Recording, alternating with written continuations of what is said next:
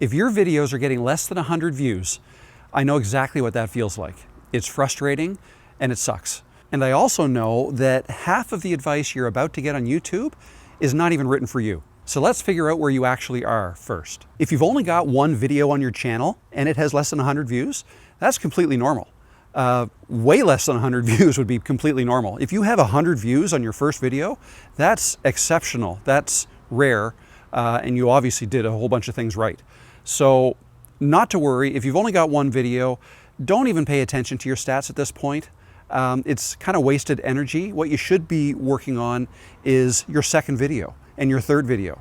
So make sure you have some topics lined up, not necessarily just topics, but titles, and go make those next videos, right? Don't focus on your stats yet.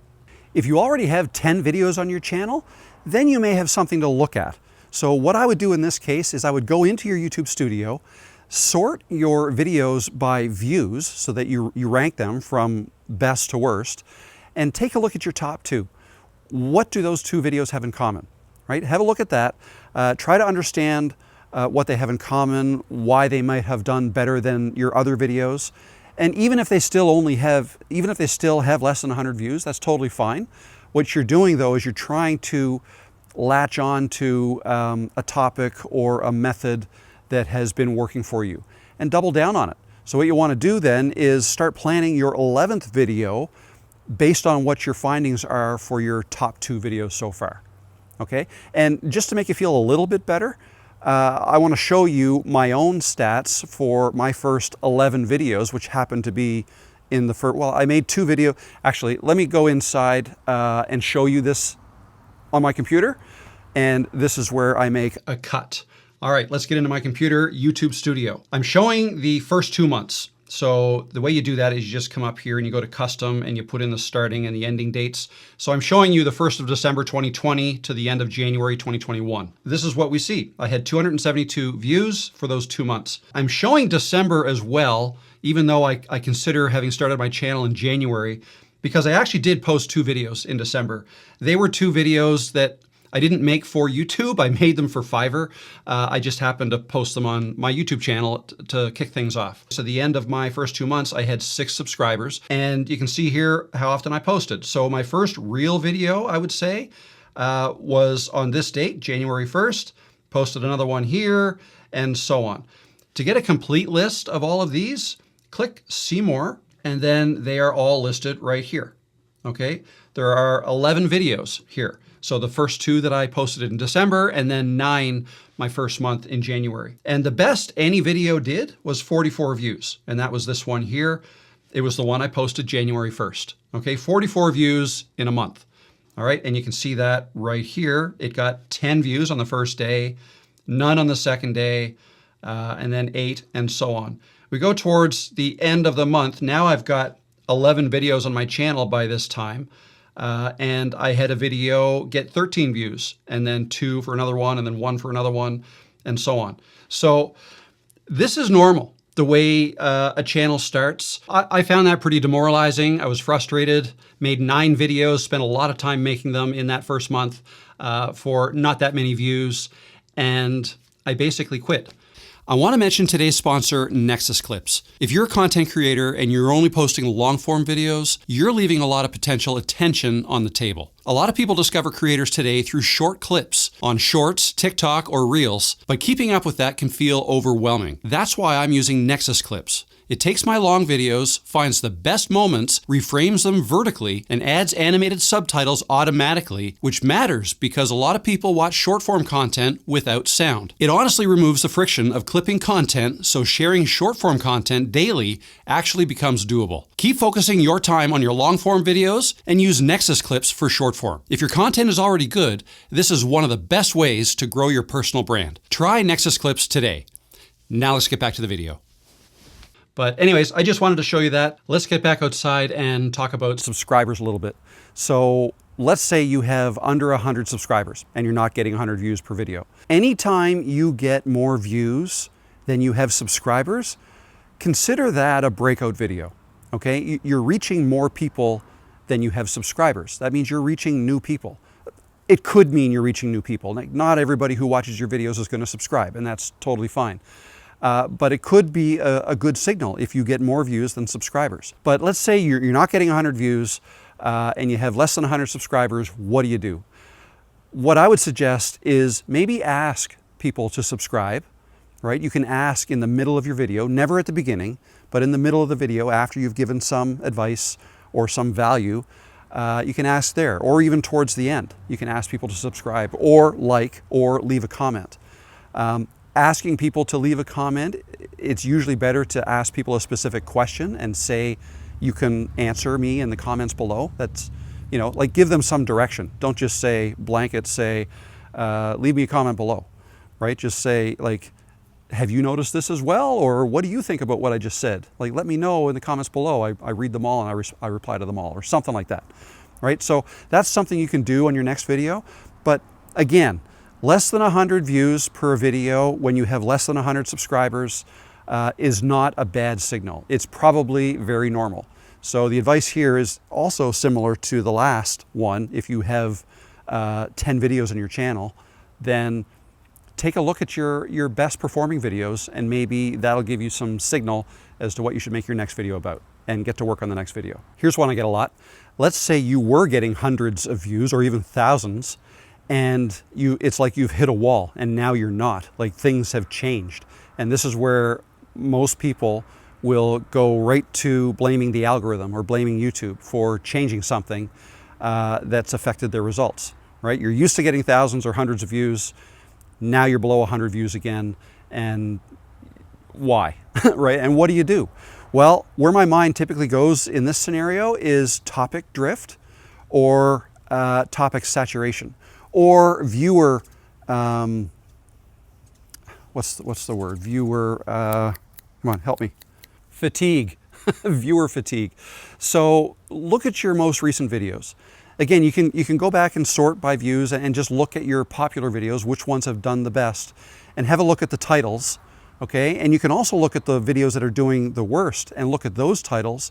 Can you see a difference, right? That might point you in the right direction. But also, a lot of times people will kind of lose their focus, right? They'll make so many videos about something all within their niche, but maybe they start drifting outside of their niche and making videos that don't really apply or not as interesting to their existing audience, right? If you start doing that, then you can see numbers start to decline.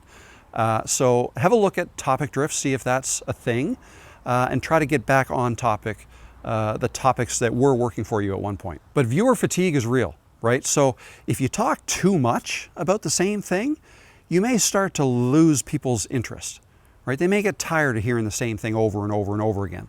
So in that case, you might want to look for new angles. New takes on a topic you've talked about already, or try to figure out a way to make your video different, or your upcoming videos different than they have been. All right? Keep your viewers in mind and ask yourself the question, like, will a viewer think when they see your title and thumbnail that, oh, I've already seen this before, I don't need to watch this, right? You don't want people to have that attitude. You want to do something to try to combat that. So whether it means changing your thumbnail so they look different, changing your hook inside your video so that you give people a different reason for watching, and the way you present your videos. Like if you're used to making videos inside in a seated location, maybe try making one outside, different location, but also on topic, right? Always think about your viewers. Viewer fatigue is real, so try to change things up a little bit, including the background behind you, the location that you film in, and also fresh takes on the topics that you talk about, right? That could also help. Let's say you've got between 100 and 1,000 subscribers. So you've got a channel that's got some growth behind it, you've got lots of videos in your channel, but you've kind of hit a wall and you're not getting the views that you think you should. What I do in that case is look at your best performing videos. I know I've said this before, but a slightly different take here. What videos have done the best for you, and make a follow-up video, right? Make you don't have to call it a part 2, but you can kind of start a video off by referencing this last video that did really well, maybe a year ago or whatever, and make a part 2. Maybe there's a follow-up story that you can tell that kind of continues on from where you left off, right? To understand exactly where to go with this video, dig into that well-performing video and try to understand it a little bit better. Like, remind yourself what you talked about in that video, and try to get a feeling or an understanding as to why it did so well, and try to pick up where that one left off. If you've got over 1,000 subscribers and you typically get thousands of views, let's say, or maybe several hundred views in your videos, and you got a video that won't even get to 100 views, there's a problem with that video, okay? Make no bones about it. Like, there's a problem with the video. Figure out what it is. So take a look, get into your analytics, all right? Take a look at your click-through rate, your CTR. Are people clicking that thumbnail as often as they click your other ones? If they're not, that could be the reason, right? And if you find that out, then look at ways you could have made that thumbnail better. I wouldn't necessarily change the thumbnail at this point. You know, if it's early on, I suppose you could, but I always think the better way forward is just to take any lessons that you've learned forward to the next video and apply them to the next video, right? But yeah, see if you can learn something from the CTR. If the thumbnail wasn't working, that's a clue as to what you can fix. Let's say your CTR is fine. Well, then you can look at things like your retention. Is it worse than normal? Are people leaving in the first 30 seconds faster than they normally did? Like, maybe you normally have a 65% retention rate after 30 seconds. Maybe this video is much worse than that. If so, then you have to look at your hook or intro, right? I don't like using the word intro for the beginning of your video because, I don't know, that to me, that almost feels like an intro, like a trailer, or logo animations and things like that, the way people used to make videos, almost like a show is starting. I don't mean intro like that. When I say intro, what I mean is hook, or really what I mean is your first 10 seconds or first 15 seconds. What are you saying in there? If whatever you're saying in there is not keeping people around, then there could be a couple reasons for that. Maybe your thumbnail and title promised something that you didn't start delivering on, or it became obvious that the reason they clicked, you're not going to fulfill that promise to them in your video, right? If that became obvious, people could leave. So there has to be continuity there between what you're talking about in your video and what you promised them with your title and your thumbnail, right? But you know, if your retention looks fine, it could just be the topic, right? Maybe your angle on that topic has been done a million times and they're not interested in hearing it again. Or maybe it's just an angle that people aren't interested in.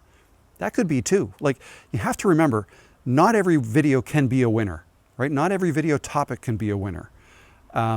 Sometimes it's out of your control. Even if you do the absolute best job that you can to make that video great, the editing was top notch, your delivery, your confidence was awesome, right? That won't save a bad topic or a topic that nobody's interested in, right? People have to be interested in the topic if they're going to stick around. The last point I want to make is, how old is your video? Okay, your video that you're concerned about not having 100 views, how long has it been on your channel? If it's less than 48 hours, then you shouldn't be looking yet. Like, it's not done. YouTube, especially smaller channels, YouTube tests in small batches. Okay, so their testing is probably not even done. It may look done, but that doesn't mean they can't pick it up and test it later. Okay, weeks, even months later sometimes. So yeah, that matters. If you have less than 100 views after a year, okay, that's one thing. But if you have less than 100 views after 24 or 48 hours, that's not telling you anything yet. All right, so that's important. I hope you found this helpful. My name is Rob. For those who are new to the channel, thanks for stopping in. If you're returning, then welcome back, and I hope to see you in the next video.